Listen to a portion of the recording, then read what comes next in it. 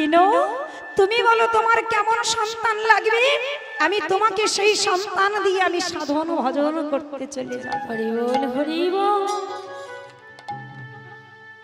চতুর্থ রানী বিনতা গলায় বস্ত্র দিয়ে বলছে, স্বামী গো, ও গো স্বামী গো, আমি বড় দিদির মতো সন্তান চাই না, সন্তান চাই না, আমি মেজ দিদির মতো সন্তান চাই না, মেজ দিদির মতো সন্তান চাই না,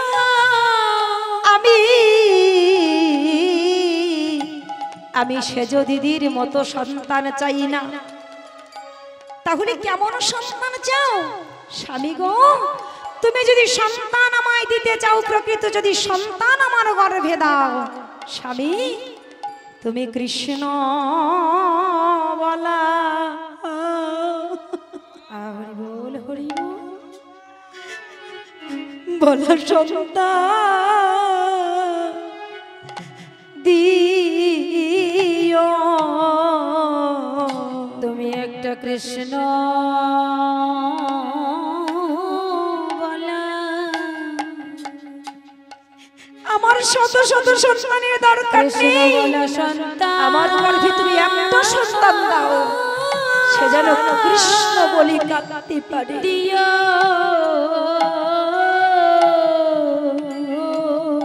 যে সদাই কৃষ্ণ কৃষ্ণ বলে,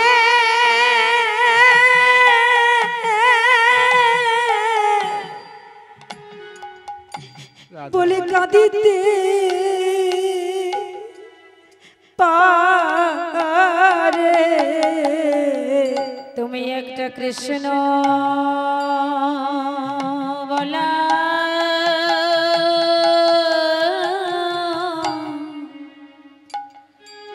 কৃষ্ণ বলা সন্তান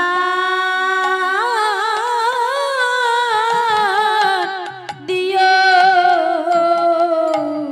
ও মায়েরা। এমন কৃষ্ণ বলা সন্তান চাইল বাবা। কশ্যপ মুনি ক্ষণ বিলম্ব না করে তাকে আশীর্বাদ দিয়ে বলেছিল, বিনতা তোমার গর্ভে দুটি সন্তান আমি দিলাম, একটা হচ্ছে অরুণ পাখি আর একটা হচ্ছে গরুর পাখি। হরি বল হরি বল। যে অরুণ পাখি সূর্যদেবের বাহন, আর যে গরুর পাখি আমার ভগবানকে পৃষ্ঠে করে নিয়ে বয়ে বয়ে বেড়াবে। হরি বল নিতাই গৌর প্রেমানন্দে হরি হরি হরি বল। ভগবানকে কাঁধে নিয়ে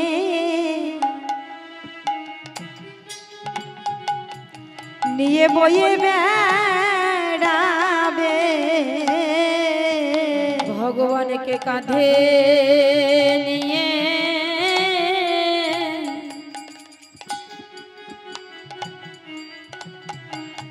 কাঁধে নিয়ে বয়ে বেড়াবে।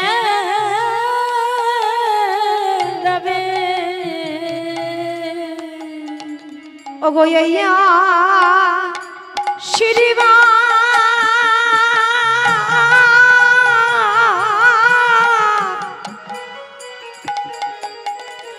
আশীর্বাদ করলাম তোমায়, ও সে ভগবানকে কাঁধে নিয়ে নিতাই গৌর প্রেমানন্দে হরি বল হরি বল হরি বল। কাঁধে নিয়ে বয়ে বেড়াবে।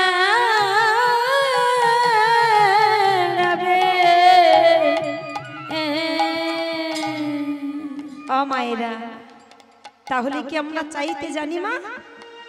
কোনদিন আমরা স্বামীর কাছে বলেছি, স্বামী তুমি আমাকে কৃষ্ণ বলা সন্তান দাও? আজকে মাতা সুদেবী রাধা মাধবের চরণে গিয়ে আছাড় খেয়ে পড়ে বলছি, রাধা মাধব আমার ঘরে যা দিয়েছে সব আছে, কিন্তু আমার ঘরে পিতা মাতা বলবার মতো কেউ নেই। রাধা মাধব দাও না তুমি আমার ঘরে একটা সন্তান। ও মায়েরা, এমন ভাবে ডাকলো রাধা মাধব আর না শুনে থাকতে পারলো না মা। বেশ কিছুদিন পর মাতা সুদেবীর গর্ভবতী হলো, আর বেশ 10 মাস 10 দিন যাওয়ার পর মায়ের কোল আলো করে একটা সন্তান জন্মগ্রহণ করলো। হরি বল হরি বল। মাগো, সন্তানের বদন যদি একবার পিতা মাতা বদনে নয়নে দেখে মা, তাহলে পিতা মাতার আনন্দ ধরে না। তাই সবাই মিলে আনন্দ করে কুষ্টি বিচার করে ছেলেটার নাম রাখলেন প্রেমানন্দ। হরি বল হরি বল। প্রেমানন্দ আমার 1 বৎসর 2 বৎসর 3 বৎসর 4 বৎসর 5 বৎসরে পদার্পণ করেছে। পিতা মাতাই আমার সদা সর্বক্ষণ ওই সন্তানটাকে নিয়ে বলে, ওরে খোকা রে, ওরে খোকা রে, এই জগতে আমাদের কেউ আমার নয়,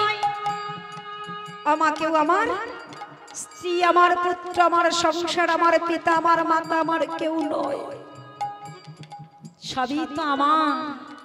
কিন্তু আমি যখন দুটি নয়ন মুদ্রিত হয়ে যাবে, যখন আমার নিদান সময় এসে যাবে, কেউ একজন আমার সঙ্গে যাবে বাবা, কেউ যাবে না, কিচ্ছু দেবে না। ওরে প্রেমানন্দ, এ জগতে কেউ কারোর নয়, এ জগতে পিতাও কারোর নয়, মাও কারোর নয়, এ জগতে আমার বলতে যদি কিছু থাকে সেটা হচ্ছে আমার গোবিন্দের চরণ। হরি বল হরি বল। মায়েরা, আমার বলতে যদি কিছু থাকে কি গো বাবা? আমার বলতে যদি থাকে কিছু, সেটা কি? একমাত্র আমার গোবিন্দের চরণ। এই চরণ বিনা আমাদের আর কোনো গতি নাই, গতি নাই, গতি নাই। আমাইরা 5 বৎসরের প্রেমানন্দর হাতটা ধরেছে পিতামাতা, কেমন শিক্ষা দিচ্ছে দেখুন। আমরা তো পিতামাতা আমাদের সন্তানদের শিক্ষা দিই, আর দেখুন কেমন শিক্ষা দিচ্ছে। সন্তানটাকে বড় করার জন্য কি বললো? ছেলেটাকে মানুষ করার জন্য হাতটা ধরেছে। খোকারে, যদি গোবিন্দের চরণ আমাদের সার করতে হয়, তবে তোকে আগে চরণ সার করতে হবে। কি আমাদের আগে কোন চরণ সার করতে হবে? যদি গোবিন্দের চরণ সার করতে হয়, আগে আমাদের কোন চরণের কাছে যেতে হবে? কোন চরণে যেতে হবে বাবা? গুরু চরণ আশ্রয় করতে হবে। আগে যদি গুরু চরণ আশ্রয় না করা হয়, তাহলে আমাদের গোবিন্দের চরণের কাছে আমরা যেতে পারবো না। হরি বল হরি বল। প্রেমানন্দের হাতটা ধরেছে। প্রেমানন্দ, ও প্রেমানন্দ, চলো তোমাকে গুরু আশ্রমে দিয়ে আসি। ওখানে শিক্ষা দীক্ষা লাভ করে তুমি যখন বড় হবে, তারপর তুমি ভগবানের চরণ সাধন ভজন করলে ভগবানের চরণ তুমি কৃপা পাবেই পাবে। আমাইরা আজকে প্রেমানন্দ পিতামাতার চরণে প্রণাম করেছি, জননী জন্মভূমিকে প্রণাম করে প্রেমানন্দ চলেছি। আজ প্রণাম করি পিতা মাতা,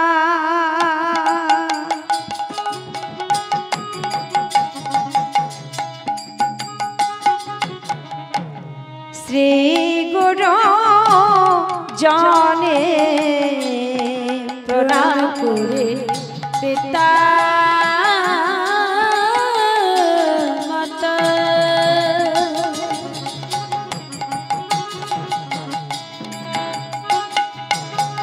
ওই শ্রী গুরু চরণে আমার প্রণাম করি পিতা মাতা।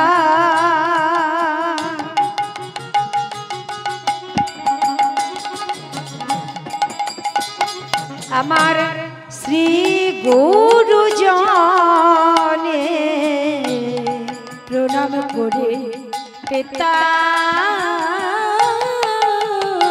মাতা,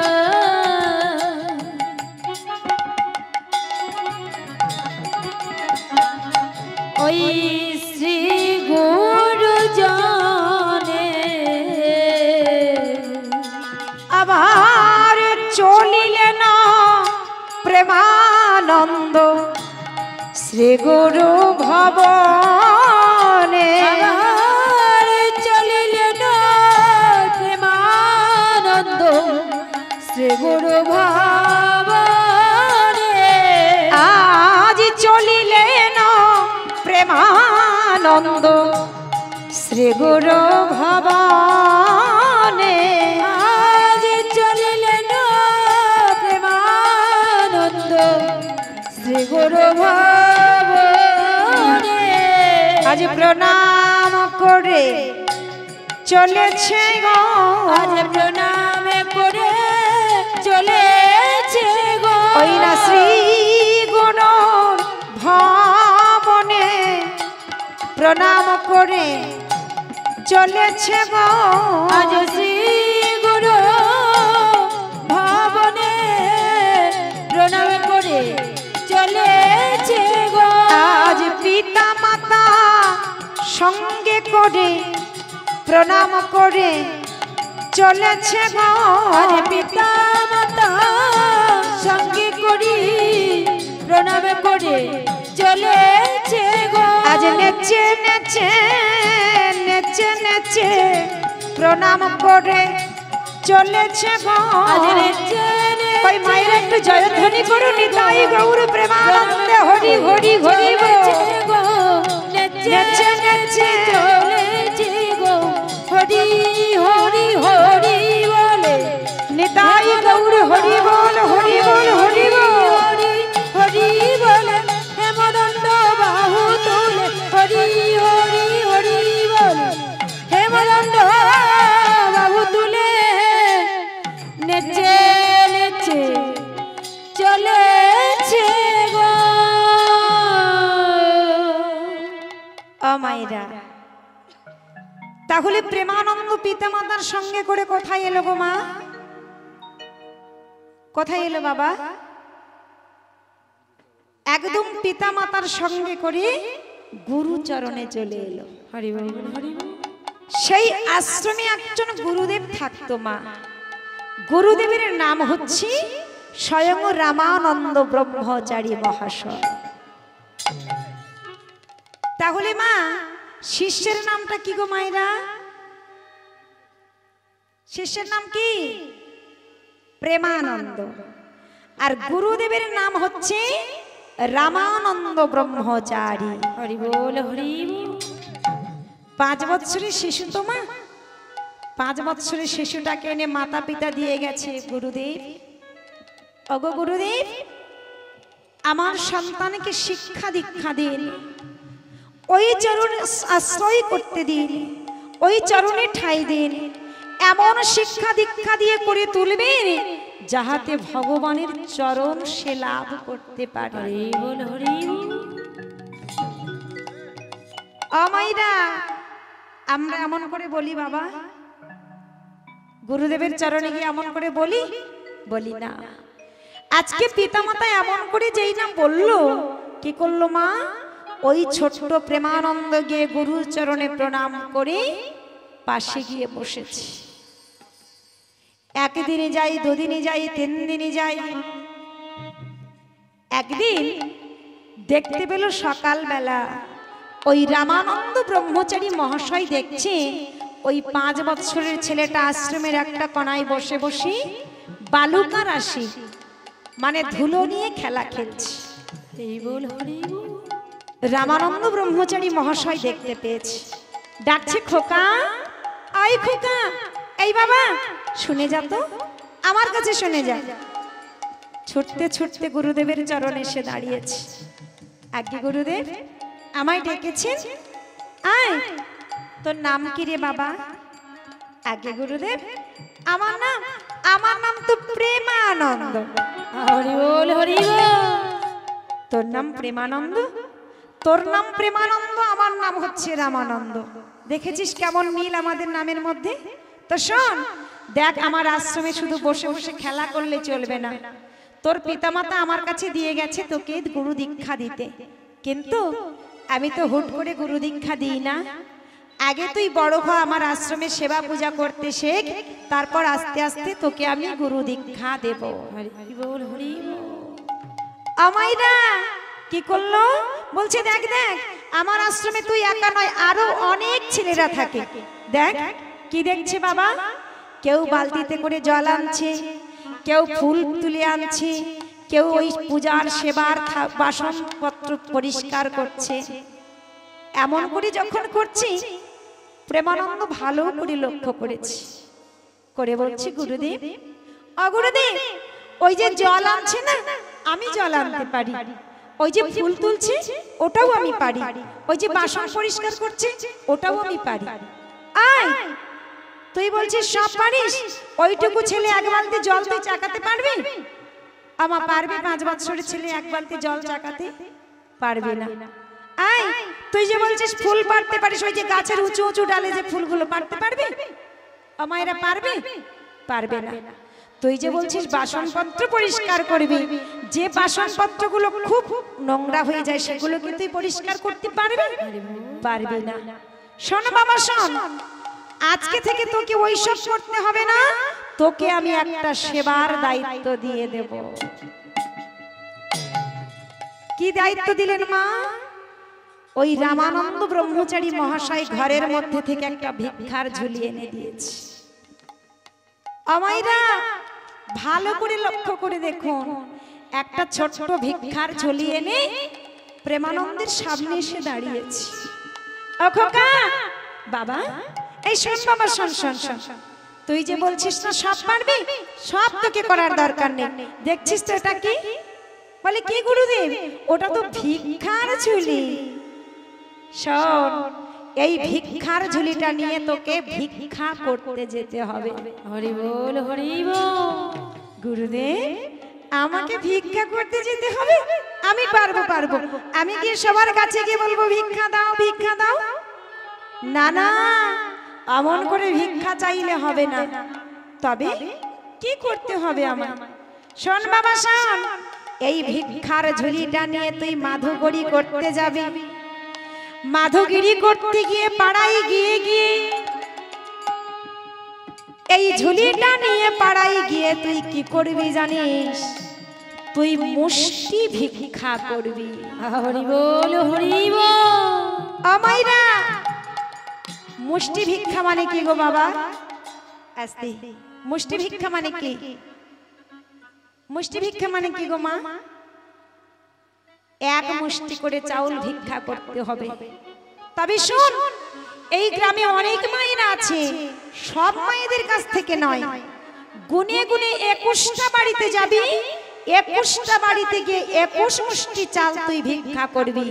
তার এক মুষ্টি চাল বেশিও নয়, এক মুষ্টি চাল কমও নয়। হরি বল হরি বল। ওই 21 মুষ্টি চাল তুই ভিক্ষা করে এনে দিলে আমি সেই চাল দিয়ে অন্ন রন্ধন করে আমার রাধা মাধবের সেবা লাগাবো। ও মায়েরা, যারা প্রকৃত বৈষ্ণব, যারা ভগবানকে সেবা না দিয়ে সেবা গ্রহণ করে না, দেখবেন তাদের মধ্যে একটা মাধুর্য আলাদা থাকে, তাদের ডাকে ভগবান আসবেই আসবে। রাধা মাধবের সেবার ভাগটা ওই ছোট প্রেমানন্দকে অর্ধেকটা দিয়ে দিল। শোন বাবা, আমার কথাটা তুই মাথায় রেখে দিস। কি গুরুদেব? বাবা তুই কিন্তু 21টা বাড়িতে যাবি, তার বেশি যাবি না, তার কম যাবি না। গুনে গুনে 21 মুষ্টি চাল নিবি, তার চেয়ে বেশিও নিবি না, কমও নিবি না। ঠিক আছে? মনে থাকবে তো বাবা? হ্যাঁ গুরুদেব মনে থাকবে। শোন বাবা আর একটা কথা, তুই যখন ভিক্ষা করে নিয়ে আসবি, ওই ভিক্ষার ওই দ্রব্যটা তুই মাটিতেও রেখে দিবি না, এই আশ্রমে কারোর কাছে দিবি না। ওই ভিক্ষার দ্রব্যটা আমি যেখানে থাকি না কেন তুই খুঁজে খুঁজে আমার হাতে এনে দিবি। হরি বল হরি বল। কে রে, বুঝতে পেরেছিস? আমা বোঝা গেল? আমায়রা বুঝতে পেরেছেন? কি বললো? 21 মুষ্টি চাল ভিক্ষা করবি, আর আমি যেখানে থাকি না কেন তুই এসে আমার হাতেই ওই 21 মুষ্টি চাল ভিক্ষার দ্রব্যটা দিবি। এবার প্রেমানন্দ কি করলো মা? ওই ছোট্ট ছেলেটা গুরুর চরণে আগে প্রণাম করলো। ও মায়েরা, কাদের কাদের দীক্ষা হয়েছে একটু হাত তুলুন তো দেখি। গুরুচরণ কাদের কাদের আশ্রয় হয়েছে একটু হাত তুলুন দেখি। হয়েছে বাবা? যারা হাত তুলছেন না হয়নি? গুরুচরণ আশ্রয় করতে হবে মা আমাদের জীবনে। কেননা শাস্ত্রে বলেছে কৃষ্ণ যদি একবার রুষ্ট হয়ে যায় গুরু রাখতে পারে, গুরু যদি একবার রুষ্ট হয়ে যায় কৃষ্ণ কখনো রাখতে না। হরি বল হরি বল হরি বল। তাই আগে আমাদের গুরু ভজন সাধন করতে হবে মা। এবার গুরু দীক্ষা তো হয়েছে বাবা, কার কার গুরু দীক্ষা জপ করা হয় একটু হাত তুলুন তো দেখি। গুরুর ওই মন্ত্রটা কি গুরু মন্ত্র জপ করেন না? হাত তুলুন দেখি। কই কয়েকজন মায়েরা হাত তুলছে, আবার একটা হাত তুলছে কেন? দুটো হাত তুলুন। গুরু মন্ত্র জপ করেন না? জপ করবেন মা।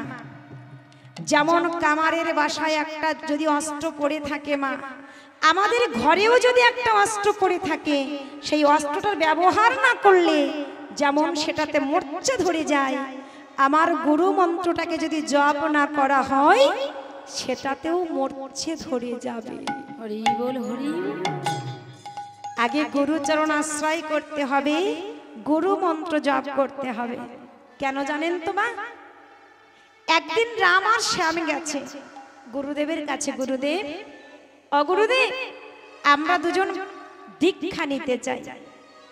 এখন গুরুদেব বলছে, ওগো রাম, ওগো শ্যাম, আমি তোমাদের দীক্ষা দেব বটে, কিন্তু তার আগে তোমাদের কাছে আমি দুটো জবের দানা দিলাম। আমায়রা কি দিল? জব দিল। এই জবটাকে তোমরা যে যত্ন করে রাখতে পারবে, আমি তোমাদেরকে সেইভাবে গুরু দীক্ষা দেব। হরি বল হরি বল। আমায়রা বেশ কিছু মাস পরে রাম আর শ্যাম আবার দুজন এসেছে। গুরুদেব তাদের কাছে গেছে। বাবা, ও রাম, ও শ্যাম, তোমাদেরকে যে জব দিয়েছিলাম কই দেখি কে কেমন যত্ন করে রেখেছো? ও মায়েরা, রাম কি করেছে বাবা? ওই জবটাকে সুন্দর করে কাপড়ে মুড়িয়ে ট্যাঙ্কের মধ্যে গুজে রেখে দিয়েছে। এমন করে ট্যাঙ্কে রেখে দিয়েছে কাপড়ে মুড়িয়ে, তাতে পোকা ধরে জবটা ধুলো হয়ে গেছে। আর শ্যামকে বলছে, শ্যাম তোমার জব দেখি। শ্যাম ওই জবটা দেখিয়ে কি বলল? সেই জবটা মাটিতে রোপণ করে আরো অনেক জব তৈরি করেছে। তাহলে মন্ত্রটা কাকে দেবে গুরুদেব? যে অনেক তৈরি করেছে তাকে দেবে, যাতে গুরুদেবেরও চরণের কৃপা তার প্রতি হয়। হরি বল হরি বল। ঠিক তেমন করে গুরুচরণ আশ্রয় করতে হবে। সবাই মিলে প্রেম সে বলো, জয় জয় গুরুদেব কি জয়, জয় জয় গুরুদেব কি জয়, জয় গুরুদেব কি জয়। গুরু জয় গুরু, অগো জয় গুরু জয়। তুমি গুরু মাতা পিতা, তুমি সর্বময়। জয় গুরু জয় গুরু, জয় গুরু জয়। সবাই মিলে গুরুদেবের নামে জয়ধ্বনি করে। গুরু মাতা পিতা, তুমি সর্বময়। জয় গুরু জয় গুরু, জয় গুরু জয়। তুমি গুরু মাতা পিতা, তুমি সর্বময়। ও জয় গুরু জয় গুরু, জয় গুরু জয়। তুমি গুরু মাতা পিতা, তুমি সর্বময়। জয় গুরু জয় গুরু, জয় গুরু জয়। তুমি গুরু মাতা পিতা, তুমি সর্বময়। এইবার দয়া করো চৈতন্য গোসাই, শ্রী গুরু চরণে আমি পাই যেন ঠাই।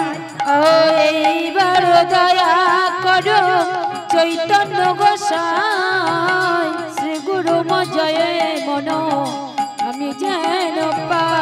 আমার এইবার কৃপা করো চৈতন্য গোসাই শ্রী গুরু চরণে আমি পাই যেন ঠাই আমার এইবার কৃপা করো চৈতন্য গোসাই শ্রী গুরু চরণে আমি ঠাই যেন পাই। জয় গুরু জয় গুরু জয় গুরু জয় তুমি গুরু মাতা পিতা তুমি সর্বময়। ও জয় গুরু জয় গুরু জয় গুরু জয় তুমি গুরু মাতা পিতা তুমি সর্বময়। জয় গুরু মাতা গুরু জয় গুরু জয় তুমি গুরু মাতা পিতা তুমি সর্বময়। নিতাই গৌর প্রেমানন্দে হরি হরি হরি বল। তুমি সর্বময়। জয় গুরু জয় গুরু জয় গুরু জয় তুমি গুরু মাতা পিতা তুমি সর্বময়। তুমি গুরু মাতা পিতা তুমি সর্বময়। তুমি গুরু মাতা পিতা তুমি সর্বময়।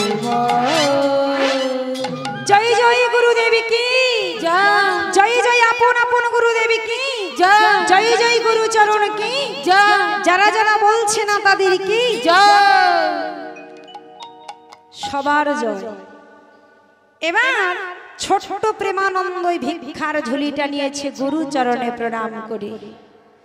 গুরু চরণে প্রণাম করে ওই ছোট্ট প্রেমানন্দ চলেছে কোথায় মা? ওই গ্রামের পথে চলেছে।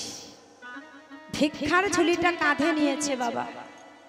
ও বাবা 5 বৎসরের ছেলে তো ভিক্ষার ঝুলিটা কাঁধে করে নিয়েছে। ভিক্ষার ঝুলিটা কাঁধে করে নিয়ে ওই গ্রামের পথে পথে গিয়ে বলছে মাগো আমা আমা আমা তোমরা আমাকে একটু ভিক্ষা দেবে মা। আমা দাও না আমায় কিছু ভিক্ষা দাও না আমার রাধা মাধবের সেবায় দেব। হরি বল হরি বল। ছোট প্রেমানন্দ ভিক্ষার ঝুলিটা নিয়ে বলছে ওগো ভিক্ষা দাও গো নগরবাসী ভিক্ষা দাও আমার। ওগো ভিক্ষা দাও গো নগরবাসী ভিক্ষা দাও আমার। কেউ উঠবেন না মা। ছোট্ট প্রেমানন্দ ভিক্ষা চাইছে। দেখুন কেমন করে প্রেমানন্দ বলছি ভিক্ষা দাও গো নগরবাসী ভিক্ষা দাও আমার। তোমরা ভিক্ষা দাও গো নগরবাসী ভিক্ষা দাও আমার। আবার তোমরা ভিক্ষা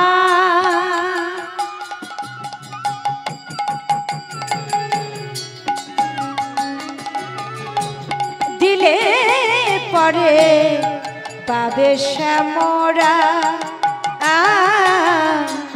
ভিক্ষা দাও আমায়।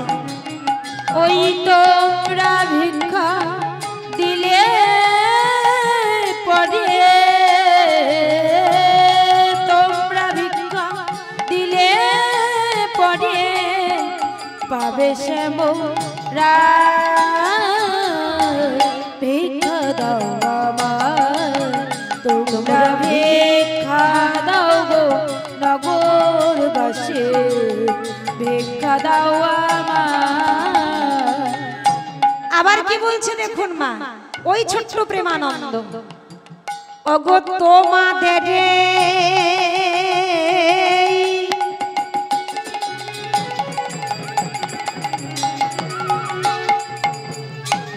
তোমাদের এই ভিক্ষার দ্রব্য আমার পাবে শ্যামরা